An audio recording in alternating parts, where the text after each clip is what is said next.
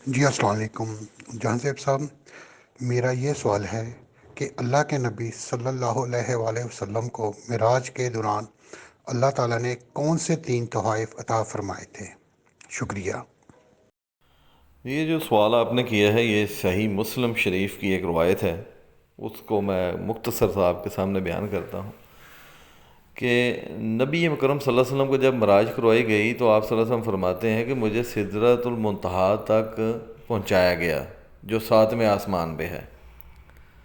کیونکہ جو چیز آسمان طرف چڑھتی ہے وہ یہیں تک ہی پہنچتی ہے اور یہاں سے ہی لے جائی جاتی ہے، اور جو چیز اوپر سے پھر نازل ہوتی ہے وہ بھی یہیں تک پہنچتی ہے۔ پھر نبی کریم صلی اللہ علیہ وسلم فرمایا کہ مجھے 3 چیزیں دی گئیں۔ پہلے نمبر کے اوپر 5 وقت کی نمازیں، دوسرے نمبر کے اوپر سورہ بقرہ کی آخری آیات، اور تیسرے نمبر کے اوپر توحید والوں کے تمام گناہوں کی بخشش، یعنی یہ پرمٹ اللہ سبحانہ و تعالیٰ نے نازل فرما دیا اور یہ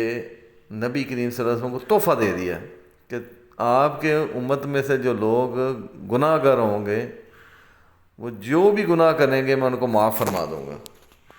اس بات کی وضاحت سورہ نساء کے اندر اللہ سبحانہ و تعالیٰ فرماتا ہے ان اللہ لا یغفر ان یشرک به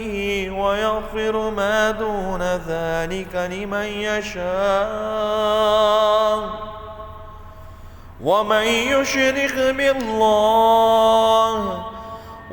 يشرك بالله فقد افترى اثما عظيما۔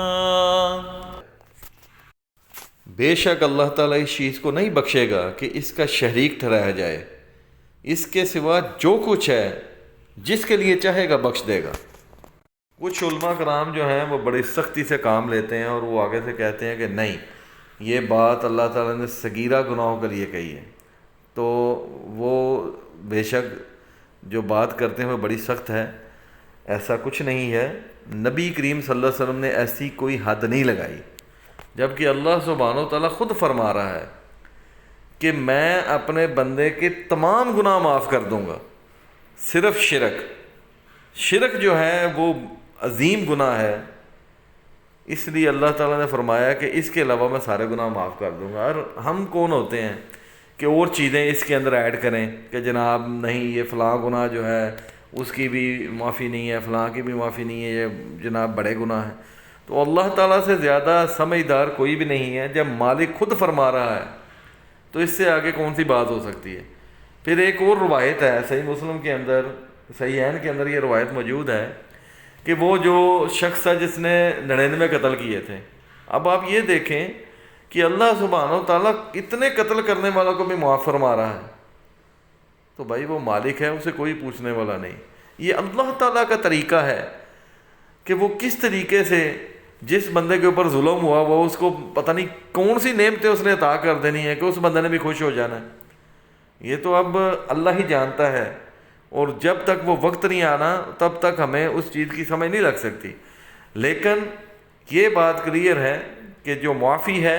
وہ اللہ تعالیٰ ہر گناہ معاف فرما دے گا، صرف جس بندے نے شرک کیا ہوگا اللہ تعالیٰ مشرک شخص کی کوئی معافی نہیں ہے۔ یہ بات ذہن میں رکھیں کہ اللہ تعالیٰ نے مشرک کو معاف کرنا ہی نہیں ہے،